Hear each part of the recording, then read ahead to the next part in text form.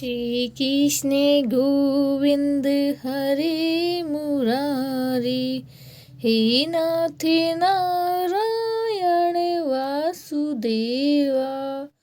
ओम नमो भगवते वासुदेवाय। भक्तजनों, आज मैं आपको श्रीमद् भागवत कथा का पहला अध्याय शुरू करूंगी। हम पहले ठाकुर जी श्री कृष्ण भगवान प्रभु श्री परमात्मा को प्रणाम करते हैं और उनका ध्यान करते हुए हम श्रीमद् भागवत कथा का ग्रहण करेंगे और हम आशा करेंगे इनकी भक्ति और शक्ति हम पे सदा बनी रहे और इनका आशीर्वाद हम पे बना रहे। आज से हम श्रीमद् भागवत कथा का पहला अध्याय शुरू करते हैं। जय श्री कृष्ण। देवहर्षित नारद की भक्ति से भेंट। ये श्रीमद् भागवत कथा का पहला अध्याय। सच्चिदानंदन स्वरूप भगवान श्री कृष्ण को हम नमस्कार करते हैं, जो जगत की उत्पत्ति, स्थिति और विनाश के हेतु तथा आध्यात्मिक, अधिदैविक और अधिभौतिक तीनों प्रकार के तपों का नाश करने वाले हैं। जिस समय श्री सुखदेव जी का यज्ञोपति संस्कार भी नहीं हुआ था तथा लौकिक वैदिक कर्मों के अनुष्ठान का अवसर भी नहीं आया था, तभी उन्हें अकेले ही संन्यास लेने के लिए घर से जाते देखकर उनके पिता व्यास जी विरह से कातर होकर पुकारने लगे, बेटा बेटा तुम कहाँ जा रहे हो। उस समय वृक्षों के तन में होने के कारण श्री सुखदेव जी की ओर से उत्तर दिया था। ऐसे सर्वभूत हृदय स्वरूप श्री सुखदेव जी मुनि को मेरा नमस्कार है, मैं उन्हें नमस्कार करती हूँ। एक बार भागवत कथा अमृत का रसास्वाद करने में कुशल मुनिवर सनका जी के नैमिषारण्य क्षेत्र में विराजमान महापति सूत जी को नमस्कार करके उनसे पूछा। सनका जी ने बोले, सूत जी, आपका ज्ञान अज्ञान अंधकारों को नष्ट करने के लिए करोड़ों लोगों सूर्यों के समान हैं। आप हमारे कानों के लिए रसायन अमृत स्वरूप सारगर्भी कथा कहिए। भक्ति, ज्ञान और वैराग्य से प्राप्त होने वाले महान विवेक की वृद्धि किस प्रकार होती है तथा वैष्णव लोग किस तरह इस माया मोह से अपना पीछा छुड़ाते हैं। इस घोर कलिकाल में जीव प्राय असुरी स्वभाव के हो गए हैं। विधि केसों से आगत इन जीवों को शुद्ध देव की संपन्न बनाने का सर्वश्रेष्ठ उपाय क्या है। सूत जी, आप हमें ऐसा कोई साक्षात साधन बताइए जो सबसे अधिक कल्याणकारी हो तथा पवित्र करने वाले से भी पवित्र हो तथा जो भगवान श्री कृष्ण की प्राप्ति करा दे। चिंतामणि केवल लौकिक सुख दे सकती है और कल्पवृक्ष अधिक से अधिक सर्वज्ञ संपत्ति दे सकता है, परंतु गुरुदेव प्रसन्न होकर भगवान का योग्य दुर्लभ नित्य वैकुंठ धाम दे सकता है। सूत जी ने कहा, सनका जी, तुम्हारे हृदय में भगवान का प्रेम है, इसीलिए मैं विचार कर तुम्हें संपूर्ण सिद्धांतों का निष्कर्ष सुनाता हूँ, जो जन्म मृत्यु के भय का नाश कर देता है, जो भक्ति के प्रभाव को बढ़ाता है और भगवान श्री कृष्ण की प्रसन्नता का प्रदान करता है। मैं तुम्हें वह साधन बताता हूँ, उसे सावधान होकर सुनो। श्री सुखदेव जी ने कलयुग में जीवों के काल रूपी सर्प के मुख का ग्रास होने का तास का अत्यधिक नाश करने के लिए श्रीमद् भागवत का प्रवचन किया। मन की शुद्धि के लिए इससे बढ़कर कोई साधन नहीं है। जब मनुष्य के जन्म जन्मांतर का पुण्य उदय होता है, तभी उससे इस भागवत शास्त्र की प्राप्ति होती है। जब सुखदेव जी राजा परीक्षित को यही कथा सुनाने के लिए सभा में विराजमान हुए, तब देव लोगों ने सुख जी उनके पास अमृत का कलश लेके आए। देवता अपना काम बनाने में बड़े कुशल होते हैं, अतः यहाँ भी सबने सुखदेव जी मुनि को नमस्कार करके कहा, आप यह अमृत लेकर बदले में हमें कथा अमृत का दान दीजिए। इस प्रकार परस्पर विनिमय अदला बदली हो जाने पर राजा परीक्षित अमृत का पान करे और हम सब श्रीमद् भागवत स्वरूप अमृत का पान करेंगे। इस संसार में कहाँ कांच और कहाँ महामूल्य मणि तथा कहाँ सुधा और कहाँ कथा। सुखदेव जी कहने लगे। यह सोचकर उस समय देवताओं की हंसी उड़ा दी। उन्हें भक्ति शून्य कथा का अधिकारी जानकर कथा अमृत का दान नहीं किया। इस प्रकार यह श्रीमद् भागवत कथा देवता को भी दुर्लभ नहीं है। पूर्व काल में श्रीमद् भागवत के श्रवण से ही राजा परीक्षित की मुक्ति देखकर ब्रह्मा जी को भी बड़ा आश्चर्य हुआ। उन्होंने सत्यलोक में तराजू बांधकर सब साधनों को तोला। अन्य सभी साधन तोल में हल्के पड़े। अपने महत्व के कारण भागवत भी सबसे भारी रहा। यही देखकर सभी ऋषियों को बड़ा विषम हुआ। उन्होंने कलयुग में इस भागवत दूत भागवत शास्त्र को भी पढ़ने सुनने से तत्काल मोक्ष देने वाला निश्चय किया। सप्ताह विधि से श्रवण करने से यह निश्चय भक्ति प्रदान करता है। पूर्व काल में इसे दयापरायण सनकादिक दिन के देवर्षि नारद को सुनाया था। यद्यपि देव ऋषि ने पहले ब्रह्मा जी के मुख से इसे श्रवण कर लिया था, तथा यद्यपि सप्ताह श्रवण की विधि तो उन्हें सनकादि को ही बताई थी। सनका जी ने पूछा, संसारिक पक्ष पर से मुक्ति एवं विचरणशील नारद जी का सनकादियों के साथ संयोग कहाँ हुआ है और विधि विनय के श्रवण में उनकी प्रीति कैसे हुई। सूर्य जी ने कहा, अब मैं तुम्हें वह भक्तिपूर्ण कथा सुनाता हूँ जो श्री सुखदेव जी ने मुझे अपना अनन्य शिष्य जानकर एकांत में सुनाया था। एक दिन विशालपुरी में वे चोरों निर्मल ऋषि सत्संग के लिए आए। वहां उन्होंने नारद जी को देखा। सनकादिक पूछे, ब्राह्मण, आपका मुख उदास क्यों है? आप चिंतातुर कैसे हो? इतनी जल्दी जल्दी आप कहाँ जा रहे हो और आपका आगमन कहाँ से हो रहा है? इस समय तो आप उस पुरुष के सामने व्याकुल जान पड़े हैं जिससे सारा धन लूट गया हो। आप जैसे आस्तेहित पुरुषों के लिए यह उचित नहीं है। इसका कारण बताइए। नारद जी ने कहा, मैं सर्वोत्तम लोक समझकर पृथ्वी में आया था। यहाँ पुष्कर, प्रयाग, काशी, गोदावरी, नासिक, हरिद्वार, कुरुक्षेत्र, श्रीरंग और सेतुबंध आदि कई तीर्थों में इधर उधर विचरता रहा, किंतु मुझे कहीं भी मन को शांति देने वाली तथा संतोष देने वाली नहीं मिली। इस समय अधर्म के सहयोग कलयुग के सारी पृथ्वी को पीड़ित कर रखा है। अब यहाँ सत्य, तप, सोच, बाहर भीतर की पवित्रता, दया, दान आदि कुछ भी नहीं है। बेचारे जीव केवल अपना पेट पालने में लगे हुए हैं। वह असत्य भाषी, आलसी, मंद बुद्धि, भाग्यहीन, उपद्रवग्रस्त हो गए हैं। जो साधु संत कहे जाते हैं वह पूरे पाखंडी हो गए हैं। देखने में तो वह विरक्त हैं, किंतु स्त्री धन आदि सभी का परिग्रहण करते हैं। घरों में स्त्रियों का राज है। साले सलाहकार बने हुए हैं।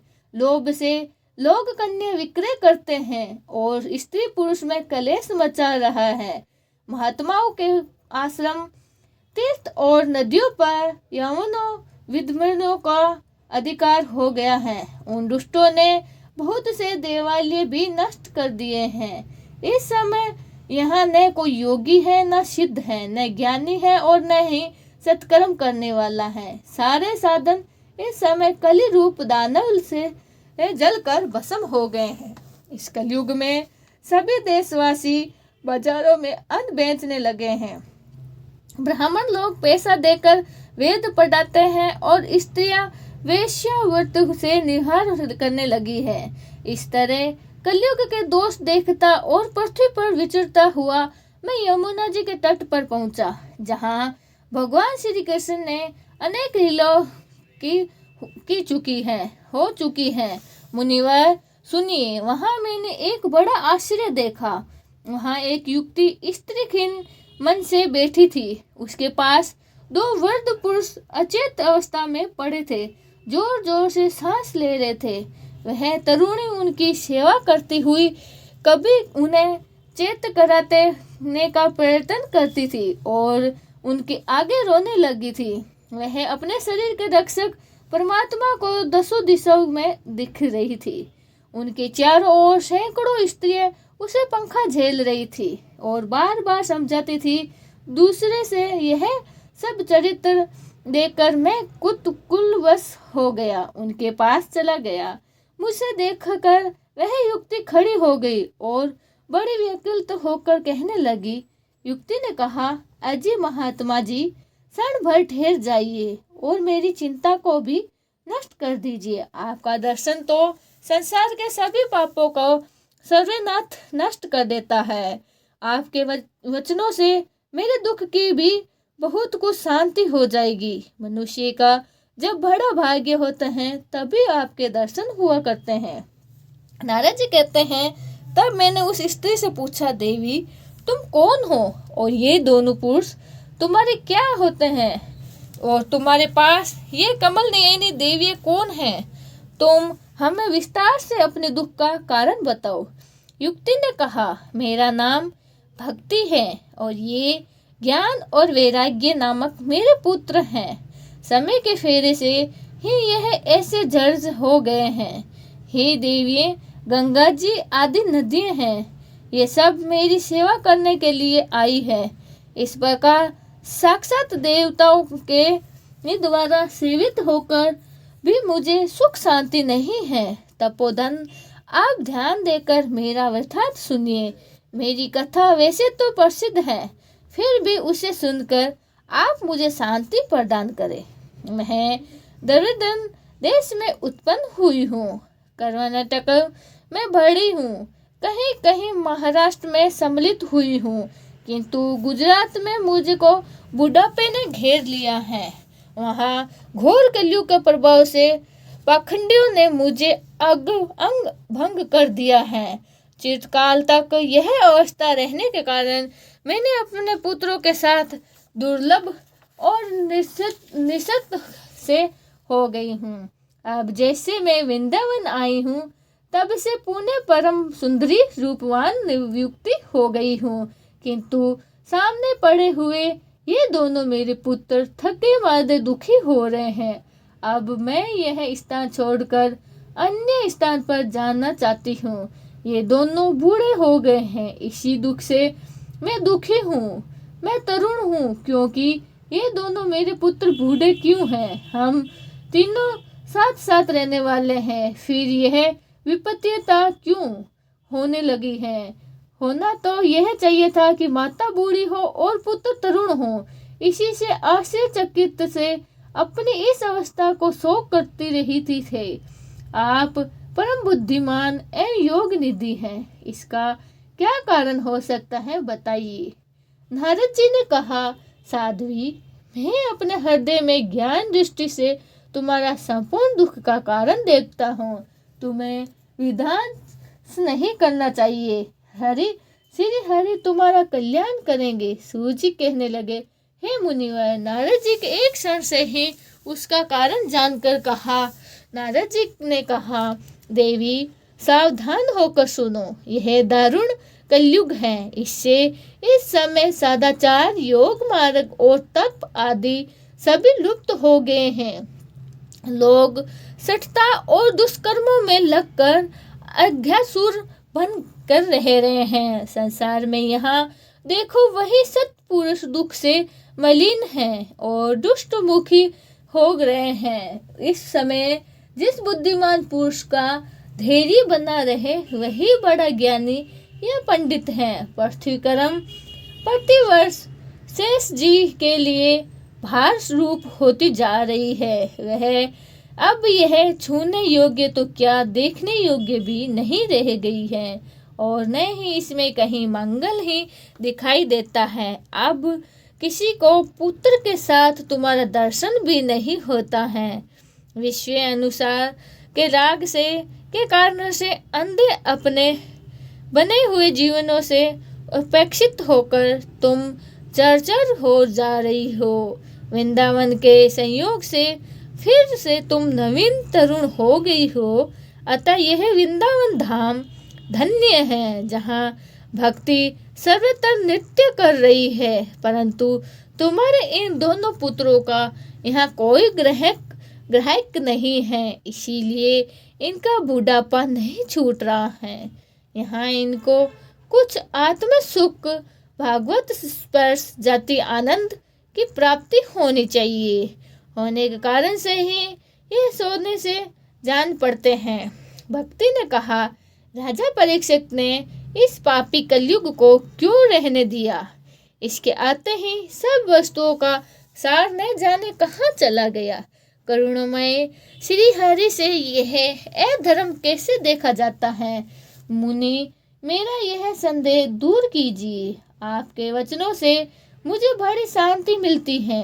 नारद जी ने कहा, बोलो, यदि तुमने पूछा है तो प्रेम से सुनो। कल्याणी, मैं तुम्हें सब बताऊंगा और तुम्हारा दुख भी दूर हो जाएगा। जिस दिन भगवान श्री कृष्ण इस भूलोक को छोड़कर अपने धाम पर पधारेंगे, उसी दिन यह संपूर्ण साधनों में बांधा डालने वाला कलयुग आ गया। दिग्विजय के समय राजा परीक्षित की दृष्टि पड़ने पर कलयुग दिन के समान उनकी शरण में आया। भ्रम के समान सारग्रह राज ने यह निश्चय किया कि उसका वध मुझे नहीं करना चाहिए, क्योंकि जो फल तपस्या, योग एवं समाधि से भी नहीं मिलता है, कलयुग वही फल श्री हरि कीर्तन से ही भली भांति मिल जाता है। इस प्रकार सारहीन होने पर भी उसे इस एक ही दृष्टि से सार युक्त देखकर उन्होंने कलयुग में उत्पन्न होने वाले जीवों के सुख के लिए इसे रहने दिया था। इस समय लोगों के कुकर्मों के प्रवृत्ति होने के कारण सभी वस्तुओं को सार निकल गया और पृथ्वी के सारे पदार्थ बीजहीन भूसी के समान हो गए। ब्राह्मण केवल अन्न, धानी आदि लोभवश घर घर एवं जन जन को भक्ति की कथा सुनाने लगे हैं। इसीलिए कथा का सार चला गया। तीर्थों में नाना प्रकार के अत्यंत घोर कर्म करने वाले नास्तिक और नारकी पुरुष भी रहने लगे हैं। इसीलिए तीर्थों का भी प्रभाव जाता रहा है। जिनका चित्त निरंतर काम, क्रोध, मान, लोभ और तृष्णा से तपता रहता है, वह भी तपस्या का ढोंग करने लगा है। इसीलिए तप का भी सार निकल गया। मन पर काबू न होने के कारण तथा लोभ, दम्य और पाखंड का आश्रय लेने से के कारण शास्त्रों का अभ्यास न करने से ध्यान योग्य फल मिट गया है। पंडितों की यह दशा की है, वह अपनी स्त्रियों के साथ भैंसों की तरह रमण करते हैं। उनमें संतान पैदा करने की ही कुशलता पाई जाती है। मुक्ति सा धन में वह सर्वथा अकुशल है। संपदा अनुसार प्राप्त हुई वैश्यता भी यही कहीं दिखने में नहीं आती है। इस प्रकार जगह जगह सभी वस्तुओं का सार लुप्त हो गया है। यह तो इस युग का स्वभाव है, इसमें किसी का दोष नहीं। इसी से पुण्य काक्ष भगवान बहुत समीप रहते हैं। यह सब सह रहे हैं। सूर्य कहते हैं, सनकादि जी, इस प्रकार देवर्षि नारद के वचन सुनकर भक्ति को बड़ा आश्चर्य हुआ। फिर उसने कहा, उसे सुनिए। भक्ति ने कहा, देवर्षि, आप धन्य हैं। मेरा बड़ा सौभाग्य था जो आपका समागम हुआ। संसार में साधुओं का दर्शन ही समस्त सिद्धों का परम कारण है। आपका केवल एक बार का उपदेश धारण करके कयादुर कुमार प्रहलाद माया पर विजय प्राप्त कर ली थी। ध्रुव ने भी आपकी कृपा से ही ध्रुव पद प्राप्त किया था। आप सर्व मंगलम और साक्षात श्री ब्रह्मा जी के पुत्र हैं। मैं आपको नमस्कार करती हूँ। दूसरा अध्याय, भक्ति का दुख दूर करने के लिए नारद जी का उद्योग। नारद जी ने कहा, बोलो, तुम व्यर्थ ही अपने को क्यों खेद में डाल रही हो? अरे, तुम इतनी चिंतातुर क्यों हो रही हो? भगवान श्री कृष्ण के चरण कमलों का चिंतन करो। उनकी कृपा से तुम्हारा सारा दुख दूर हो जाएगा। जिन्होंने कौरवों के अत्याचार से द्रौपदी की रक्षा की थी और गोप सुंदरियों के से नाथ किया था, वह श्री कृष्ण कहीं चले थोड़े ही गए हैं। फिर तुम तो भक्ति हो और सदा उन्हें प्राणों से भी प्यारी हो। तुम्हारे बुलाने पर तो भगवान नीचों के घरों में भी चले जाते हैं। सत्य, त्रेता और द्वापर, इन तीनों युगों में ज्ञान और वैराग्य मुक्ति के साधन थे, किंतु कलयुग में तो केवल भक्ति ही ब्रह्मचार्य मोक्ष की प्राप्ति करने वाली है। यह सोचकर ही प्रेमानंद चिंतमूर्ति ज्ञान स्वरूप श्री हरि ने अपने स्वरूप में तुम्हें रचा है। तुम साक्षात श्री कृष्णचंद्र की प्रिय हो और परम सुंदरी हो। एक बार जब तुमने हाथ जोड़कर पूछा था कि मैं क्या करूं, तब भगवान ने मुझे यही आज्ञा दी कि तुम मेरे भक्त का पोषण करो। तुमने भगवान की वह आज्ञा स्वीकार कर ली। इससे तुम पर श्री हरि बहुत प्रसन्न हुए और तुम्हारी सेवा करने के लिए मुक्ति को तुम्हें दासी के रूप में दे दिया है और इन ज्ञान वैराग्यों को पुत्रों के रूप में तुम्हें अपने साक्षात स्वरूप से वैकुंठ धाम में ही भक्तों का पोषण करती हो। भूलों के कर्म को तुम उनकी सृष्टि पुष्टि के लिए केवल छाया रूपी धारण कर सकती हो। तब तुम मुक्ति, ज्ञान और वैराग्य को साथ लिए पृथ्वी तल पर आई हो और सतयुग के द्वापर पर्यंत बड़े आनंद से रही है। कलयुग में तुम्हारी दासी मुक्ति पाखंड रूप से रोगों से पीड़ित होकर क्षीण होने लगी है। इसीलिए वह तो तुरंत ही तुम्हारी आज्ञा से वैकुंठ लोक को चली गई।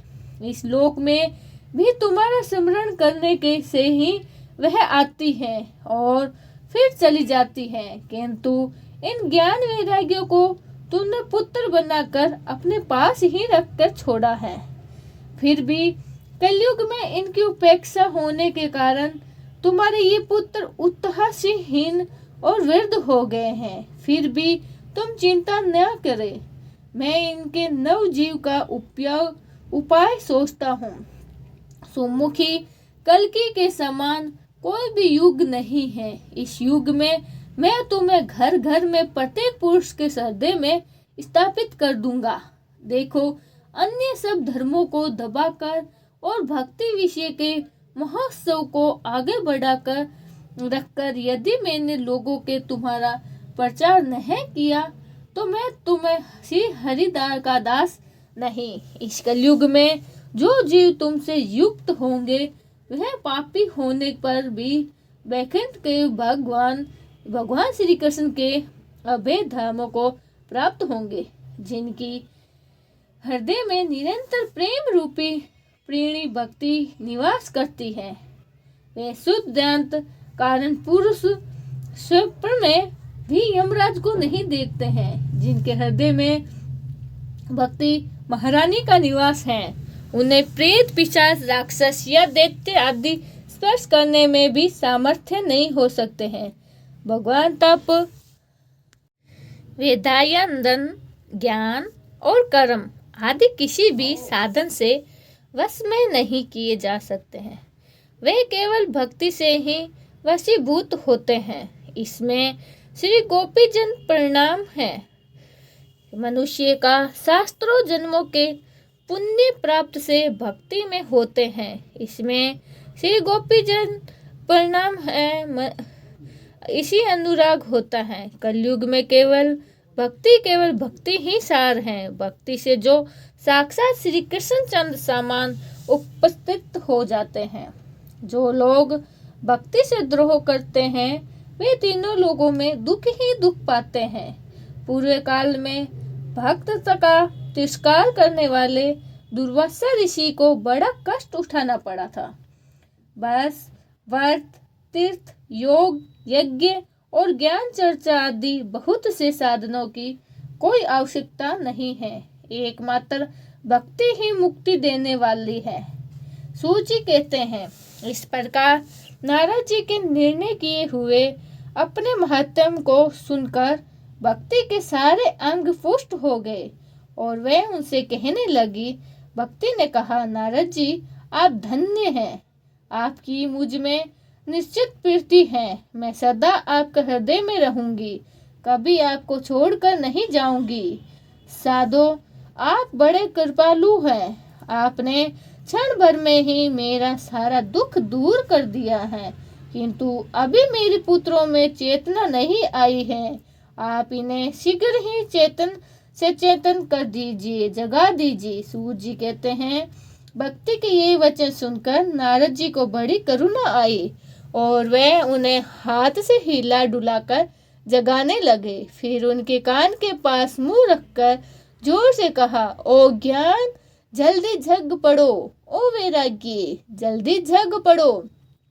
फिर उन्होंने वेद दमनी वेदांतर घोष और बार बार गीता पाठ उनके उठने और जगाए और उन्हें उठाया और जगाया। इससे वे जैसे तैसे बहुत जोर से लगाकर उठे, किंतु आलस्य के कारण वह दोनों झंबाई लेते रहे। नेत्र उखाड़ कर देखे भी नहीं सकते थे।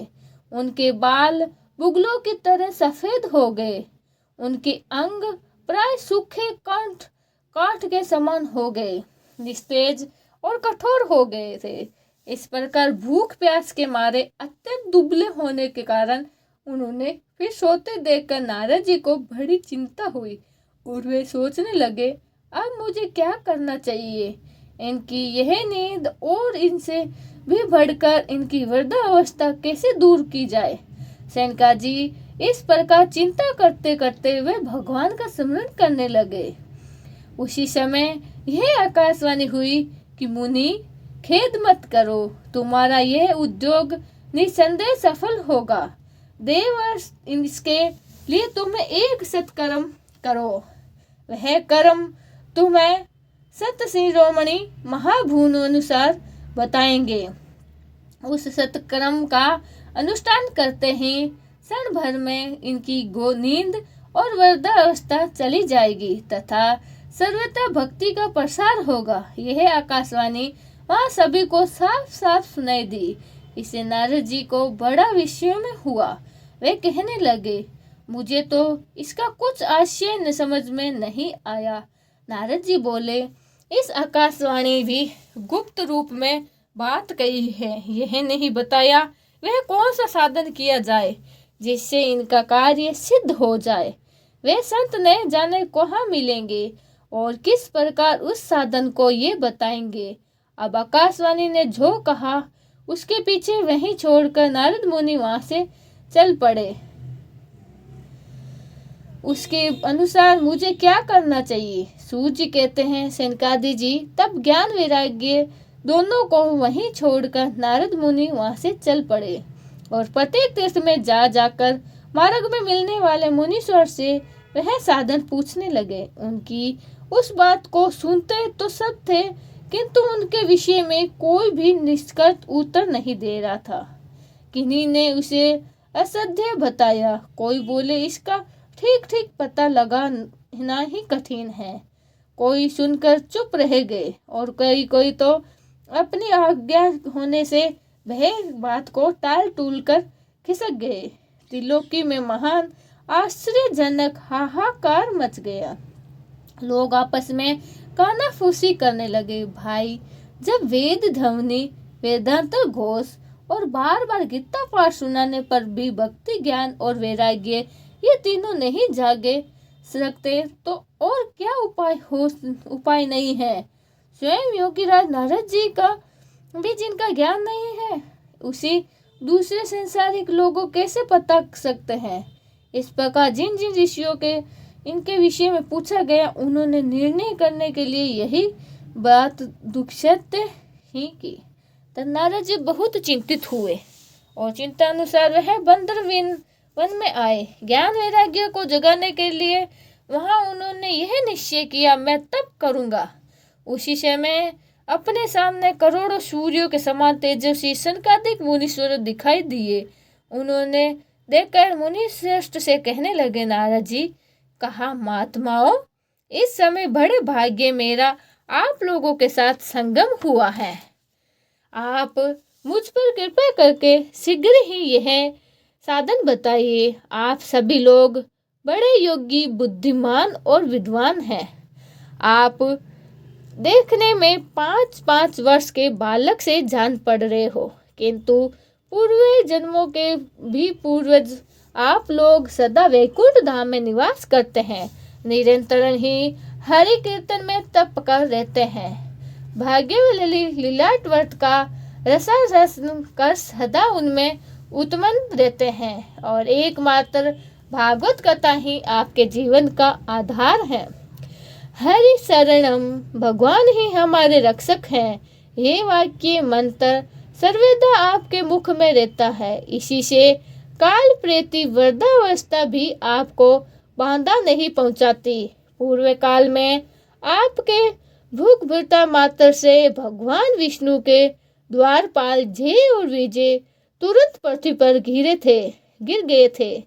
फिर उनकी ही कृपा से वे पुनः वैकुंठ को पहुंच गए। धन्य है इस समय आपका दर्शन बड़े सौभाग्य से ही हुआ है। मैं बहुत ही दीन हूँ और आप लोग स्वभाव से ही दयालु हैं, इसीलिए मुझ पर आपकी कृपा हुई है। बताइए, आकाशवाणी ने जिसके विषय में कहा वह कौन सा साधन है और मुझे किस प्रकार उनका अनुष्ठान करना चाहिए। आप इसका विस्तार से वर्णन कीजिए। भक्ति, ज्ञान, वैराग्य को किस प्रकार सुख मिल सकता है और किस तरह उनकी प्रेम पूर्वक सर्व वर्णों में प्रतिष्ठा की जा सकती है। सनकादिक कहा, देवर्षि, आप चिंता नहीं करें, मन में प्रसन्न हो। उनके उद्धार का एक सरल उपाय पहले से ही विद्यमान है। नारद जी, आप धन्य हैं। आप विरतों के शिरोमणि हैं। श्री कृष्ण दासों के शासन पद प्रदर्शन एवं भक्ति योग के भास्कर हैं। आप भक्ति के लिए उद्योग कर रहे हैं। यह आपके लिए कोई आश्चर्यजनक बात नहीं समझनी चाहिए। भगवान के भक्त के लिए तो भक्ति की समय स्थापन करना सदा ही उचित ही है। ऋषियों ने संसार में अनेकों मार्ग प्रकट किए हैं, किंतु वह सभी कष्ट साध्य हैं और परिणाम में प्राय स्वर्ग की प्राप्ति कराने वाले हैं। अभी ते भगवान की प्राप्ति कराने वाला मार्ग तो गुप्त ही रहा है। उसका उपदेश करने वाले पुरुष प्राय भाग्य से ही मिलता है। आपको आकाशवाणी ने जिस सत्कर्म संकेत किया था उसे हम बताते हैं। आप प्रसन्न और सम्मिलित हित चित्त होकर सुनिए। नारद जी, द्रव्य यज्ञ, तपोयज्ञ, योग यज्ञ और सद्वास ध्यान रूप ज्ञान यज्ञ, ये सब तो सर्वाधिक प्राप्ति कराने वाले कर्म की हैं और संकेत करते हैं। पंडितों ने ज्ञान यज्ञ को सत्कर्म, मुक्तिदायक कर्म का सूचक माना है। वह श्रीमद् भागवत का पारायण है, जिसका गान सुकादि महामुनि भावों ने किया है। इसके उसके शब्द सुनने से ही भक्ति, ज्ञान और वैराग्य को बड़ा बल मिलेगा। इससे ज्ञान वैराग्य का कष्ट मिट जाएगा और भक्ति को आनंद मिलेगा। सिंह की गर्जना सुनकर जैसे ही भेड़िए भाग जाते हैं, उसी प्रकार श्रीमद् भागवत की ध्वनि से कलयुग के सारे दोष नष्ट हो जाएंगे। तब प्रेस पर प्रभावित करने वाली भक्ति, ज्ञान और वैराग्य साथ लेकर प्रत्येक घर और व्यक्ति के हृदय में कीड़ा करेगी। नारद जी ने कहा, मैंने वेद वेदांत की ध्वनि गीता पाठ करके उन्हें बहुत जगाया, किंतु फिर भी भक्ति, ज्ञान और वैराग्य ये तीनों नहीं जागे। ऐसी स्थिति में श्रीमद् भागवत सुनाने से वे कैसे जागेंगे, क्योंकि उस कथा के प्रत्येक श्लोक और प्रत्येक पद में भी वेदों का ही तो सारांश है। आप लोग शरणागत वत्सल हैं तथा आपका दर्शन भी कभी व्यर्थ नहीं होता। इसीलिए मेरा यह संदेह है, दूर कीजिए, इस कार्य में विलंब ना कीजिए।